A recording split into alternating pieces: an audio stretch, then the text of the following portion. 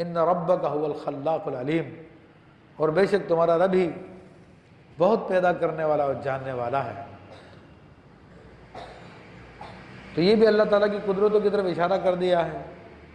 اس کے علم کی طرف بھی اشارہ کر دیا ہے۔ تو اس میں بڑے اسرار ہیں، بڑے راز ہیں، لیکن ہر آیت کے بارے میں ہم تفصیلی گفتگو کریں تو بہت ٹائم لگ جائے گا، اور ہمیں یہ 40-45 منٹ میں کوشش ہوتی ہے ایک رکوع کا معنی آپ کے سامنے بیان کر دیا جائے، کیونکہ زندہ کلام ہے، یہ زندہ کا کلام ہے اور زندہ کلام ہے کہ اللہ تعالیٰ حی ہے، حی مانے زندہ ہے، اس کو کبھی موت نہیں آنی، تو حی کا کلام بھی حی ہے، یہ بھی زندہ کلام ہے۔ تو جس طرح کفار مکہ کے لیے تھا یہ کلام، اسی طرح آج کے لوگوں کے لیے بھی، مومنوں مسلمانوں کے لیے اور کفار کے لیے یہ کلام آج بھی زندہ کلام ہے۔ تو میں اس کو کوشش کرتا ہوں کہ اس کو انٹرپریٹ کروں زمانے کے حساب سے،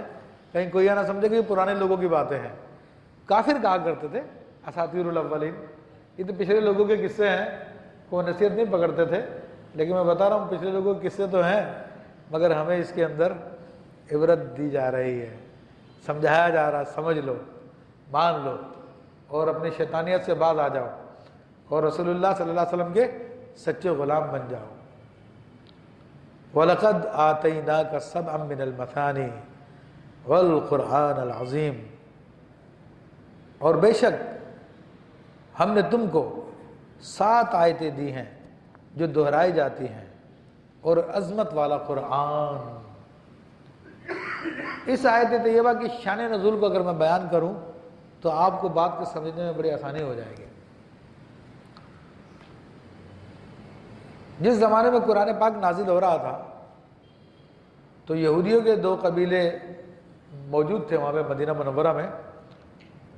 بنو قریظہ اور بنو ندیر تھے غالباً۔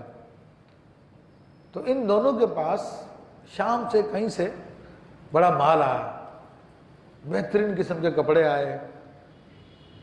اور ساتھ ان کے جو ہے قافلے آئے سامان لے کر، بہترین قسم کی خوشبوئیں آئیں اور بہترین قسم کی دیگر چیزیں آئیں۔ تو بعض مسلمانوں نے کہا کہ ایک کاش ہمارے پاس بھی آتی تو ہم لوگ اس کو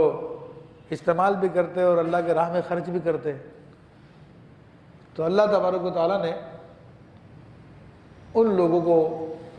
یہ نصیحت فرمائی، اور ان کے ضمن میں ہم کو نصیحت فرمائی کہ دیکھو دنیا جتنی بھی مل جائے وہ تھوڑی ہے، اور جو اللہ نے تم کو یہ 7 مثانی دی ہے اور قرآن دیا ہے، اس سے عظیم کوئی چیز نہیں ہے، کیونکہ آگے واقعہ نصیحت موجود ہے، آگے فرمایا جا رہا ہے وَلَا تَمُدُّنَّ عَيْنَيْكَ إِلَىٰ مَا مَتَّعْنَا بِهِ أَزْوَاجًا مِّنْهُمْ وَلَا تَحْزَنْ عَلَيْهِمْ وَاخْفِضْ جَنَاحَكَ لِلْمُؤْمِنِينَ، اور اپنی آنکھ اٹھا کر اس چیز کو نہ دیکھو جو ہم نے ان کے کچھ جوڑوں کو برتنے کو، اور ان کا کچھ غم نہ کھاؤ، جو ہم نے ان کے کچھ جوڑوں کو برتنے کو دی اور ان کا کچھ غم نہ کھاؤ، اور مسلمانوں کو اپنی رحمت کے پروں میں لے لو۔ تو اس آیت میں کیا فرمایا گیا کہ جو کفار کو اللہ تبارک و تعالیٰ نے مختلف گروہوں کو، مختلف گروپوں کو، ہر ایک کو بھی نہیں، بعض کو، کفار تو انڈیا میں بھی ہے لیکن ان کے پاس دنیا اتنی نہیں ہے، کفار افریقہ میں بھی ہے لیکن ان کے پاس اتنی دنیا نہیں ہے۔ ہاں یہ بعض دیگر کنٹری جو آج کل ترقی یافتہ کہلاتے ہیں، ان لوگوں کے پاس بڑی دنیا ہے، بڑی عیاشی ہے۔ تو ان میں سے ہمارے جو کمزور ایمان والے ہیں وہ لائنیں لگا کے کھڑے ہوتے ہیں کہ جناب وہاں کا ہمیں ویزا مل جائے، وہاں پہ رہنے کو ہمیں موقع مل جائے، وہاں پہ ہمیں کام کرنے کو موقع مل جائے۔ تو ان کی دنیا کو دیکھ کے دل للچاتا رہتا ہے کہ کاش ہمیں وہاں پہ جانے کو مل جائے۔ میں نے کتنے دیندار لوگوں کو دیکھا کہ وہ آتے حضرت کچھ ہمارے بچوں کے لیے کر دے کہ وہاں پہ سیٹل ہو جائے، وہاں پہ شفٹ ہو جائے، تو وہ دنیا کی وجہ سے۔ اور اللہ فرما رہا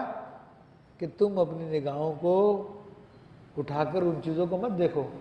جو ہم نے ان کافروں کو، ان میں سے وہ بھی بعض کو، سب کو نہیں، بعض کو تھوڑے عرصے کے لیے استعمال کرنے کے لیے دی ہے، یعنی دنیا، تھوڑی سی دنیا دی ہے جو استعمال کرنے کے لیے ہے، اور اس پر غم نہ کرو کہ ان کو تو بہت مال و دولت مل گیا ہے، ان کے پاس تو بڑی ترقیاں ہیں، ان کے پاس تو بڑی عیاشیاں ہیں اور سب کچھ ہے، اور ہمارے پاس کچھ بھی نہیں، تو والا غم نہیں کرو۔ اور جو مسلمانوں کے لیڈر ہیں ان کو سمجھایا گیا ہے کہ بھائی مسلمانوں کو اللہ کی رحمت کے پروں میں لے دو، اللہ کی رحمت کے نیچے لے دو، ان کو اللہ کی رحمت کا احساس دلاؤ کہ تم ظاہری دنیا کی وجہ سے غم نہ کرو، تم پر اللہ کا بڑا انعام ہے۔